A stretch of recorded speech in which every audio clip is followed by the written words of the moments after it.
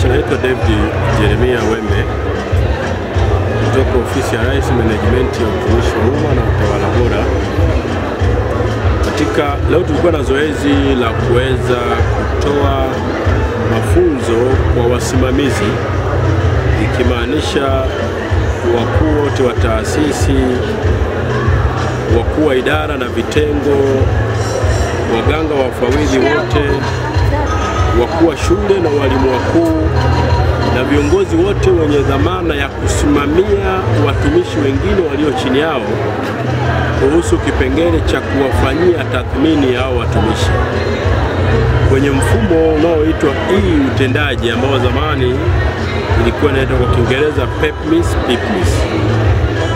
Dhamira ya mfumo huu ni kwamba inamtaka kila mtumishi wa serikali awe na majukumu yake kwenye mfumo, na yale majukumu aweze kuyatekeleza, na anapotekeleza yule msimamizi wake amuidhinishia kwamba kweli nimeona umetekeleza. Kama ni mwalimu ameingia darasani amefundisha, watu wa shule atasema ndiyo nimeona nimefundisha. Hapo ni kipengele cha implementation, kwa maana ya utekelezaji.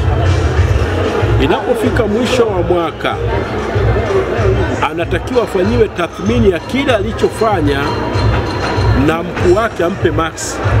Kama ni mwalimu wa shule alikuwa anafundisha somo la hisabati na watoto wamefaulu vizuri, anaweza akasema kwa namna alivyofundisha hisabati na darasa lake ile la mitihani, na anastahili kupata max 90, 95 kwenye ubora, na maksi za wingi kwa maana ya quantity output atakuwa amezipata yeye mwenyewe. Kwa hiyo ilikuwa ni zoezi ya namna kuelimisha, ili zoezi hilo lifanyike kupitia mfumo, kupima utendaji kazi wa kila mtumishi kwa ngazi zote: kada ya afya, kada ya elimu, ofisini, waratibu elimu, wanaohusika na utendaji ngazi za halmashauri, wakuu wa taasisi mbalimbali, ili wananchi wanapopata huduma waweze kupata huduma. Ila hata hivyo baadaye, na pia iko kwenye maandalizi, kuna dirisha la mrejesho ambalo litatangazwa kwa wananchi, ili wananchi watoe mrejesho kwa huduma walizopewa kwenye hizo taasisi. Hapa ni kwa kuangalia utekelezaji wa mfumo wa usimamizi wa utendaji kazi katika utumishi wa umma. Kama kweli tunautashi na tusiwe tunafanya vitu nusu-nusu, ukiupitia uongozi na miongozo mingine, huwezi kuwa na weakness katika mfumo. Uko sio klini.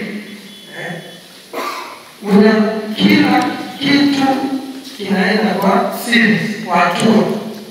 Unaonaje mpango, ufuatiliaji wa utekelezaji, uishaji wa mipango, tathmini ya utendaji kazi na masuala mengine. Hapo kuchoka nasema sasa katibu mkuu akasema hapana, for this time naomba nichague watu wachache na niwape mikoa na nielekeze kwa hao wasimamizi, ili mtoe ila kama mtu ajue, ili baada ya tutoke hapa tulipo.